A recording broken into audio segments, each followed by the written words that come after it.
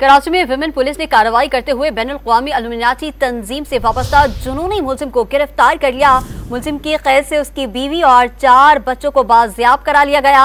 मज़ीद तफसीलात जानेंगे डॉन न्यूज़ के नुमाइंदे बिलाल खान से। बिलाल, पुलिस का गिरफ्तार मुलजिम के हवाले से क्या कहना है?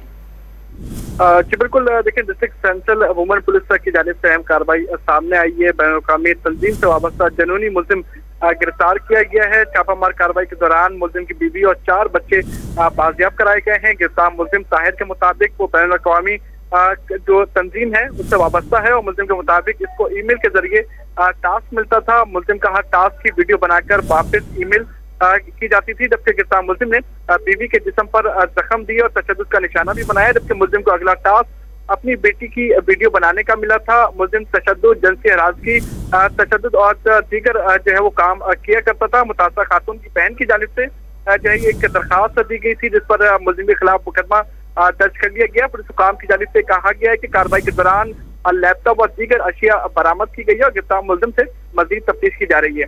जी।